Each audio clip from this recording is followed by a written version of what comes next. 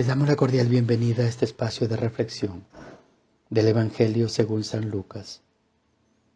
En aquel tiempo se acercaron a Jesús unos saduceos.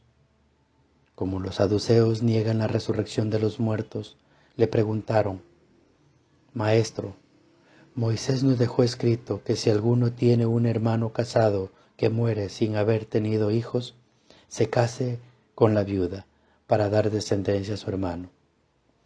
Hubo una vez 7 hermanos, el mayor de los cuales se casó y murió sin dejar hijos. El segundo y el tercero y los demás hasta el séptimo tomaron por esposa a la viuda y todos murieron sin dejar sucesión. Por fin murió también la viuda.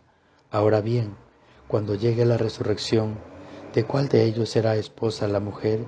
Pues los 7 estuvieron casados con ella. Jesús les dijo: En esta vida los hombres y las mujeres se casan, pero en la vida futura los que sean juzgados dignos de ella y de la resurrección de los muertos no se casarán ni podrán ya morir, porque serán como los ángeles e hijos de Dios. Pues Él nos habrá resucitado, y que los muertos resucitan. El mismo Moisés lo indica en el episodio de la zarza cuando llama al Señor Dios de Abraham, Dios de Isaac, Dios de Jacob, porque Dios no es Dios de muertos sino de vivos, pues para Él todos viven. Entonces unos escribas le dijeron: Maestro, has hablado bien. A partir de este momento ya no se atrevieron a hacerle más preguntas. Palabra del Señor. Gloria a ti, Señor Jesús. Ya estamos llegando al final del ciclo litúrgico A. Y en las lecturas finales del tiempo ordinario escuchamos las predicciones simbólicas del Apocalipsis de San Juan, un texto cargado de misterio, difícil de entender y más difícil aún de comentar. La lectura de hoy nos habla de 2 testigos destinados a dañar la tierra con poder mientras dure su testimonio. Terminada su misión son derrotados y muertos por la bestia que sube del abismo. Pasado 3 días serán vueltos a la vida y llamados al cielo. Debo decirles lo difícil que ha sido poderles comentar estos fragmentos de este libro del Apocalipsis. Puede que tengamos que mirar a la escena como una recreación de la vida pública de Jesús, su muerte, derrotado por la bestia, y la resurrección a los 3 días y medio. Ciertamente la muerte de Jesús alivia la tensión establecida con clase poderosa de Israel, que podríamos trasladar a los días de hoy. Los profetas de Dios son vilipendiados por muchos elementos de clase dominante. Políticos de diversos colores están empeñados en matar a Dios y no temen o no tenemos, porque los profetas son anulados por esa gran bestia que la llamamos medios, aprovechando cualquier circunstancia, retorciendo los hechos para que aparezca Dios y sus profetas como los culpables de todos los males. Al final de la resurrección de los profetas, volverán las cosas a su orden normal.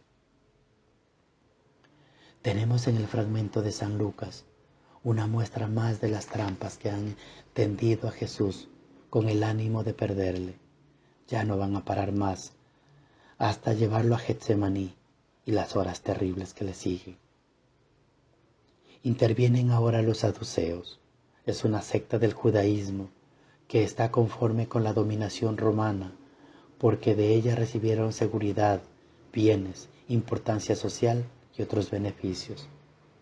No creen en la resurrección porque creen que no la necesitan. Su vida está bien en el presente, nada hay que les obligue a pensar en una vida futura, separada del presente. Para ellos pertenecer a esa clase social alta de la aristocracia o del clero era suficiente. Casi podrían decir que actuaban como un grupo político que religioso. Puede que debamos preguntarnos, ¿qué creemos nosotros que sea la resurrección? Y pueda que digamos y oigamos muchas interpretaciones, algunas racionales, algunas disparatadas.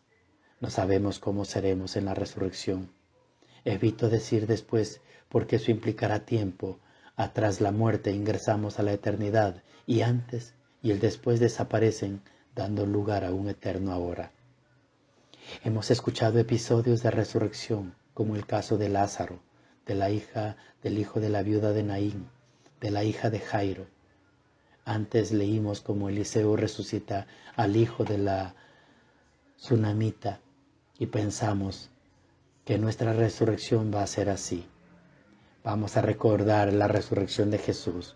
María Magdalena, mujer enamorada totalmente de Jesús, no lo reconoce y le confunde con el hortelano, hasta que se siente interpelada por su alma enamorada. Los discípulos de Maús no lo reconocen tampoco, hasta que parte y reparte el pan, hasta que se vuelve a la entrega de sí mismo. Lázaro, el hijo de la viuda, la hija de Jairo, cuántos episodios similares encontramos en la Biblia, son perfectamente reconocibles, porque no han resucitado, solo han revivido, han vuelto a la vida que tenían antes de morir y volverán a morir. En el caso de Jesús, sí es una verdadera resurrección, y el nuevo ente resucitados no tiene por qué proceder al hombre anterior. Es absurda la pregunta y Jesús, como ha hecho antes, contesta no a lo que le preguntan, sino a lo que debían preguntarle. No pueden desvelarse qué es la resurrección porque aún lo desconoce y contesta enseñando lo que debía preguntar.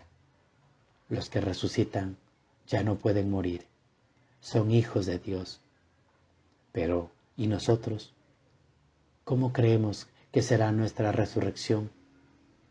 ¿Creemos realmente que vamos a resucitar, como decía el catecismo, de nuestra infancia, con los mismos cuerpos y con la misma alma que tuvimos? Vamos a pensarlo un poco y vamos a alumbrarnos a la luz de la fe, no por nuestros sentidos corporales. Gloria al Padre, al Hijo y al Espíritu Santo, como era en el principio, ahora y siempre, por los siglos de los siglos. Amén.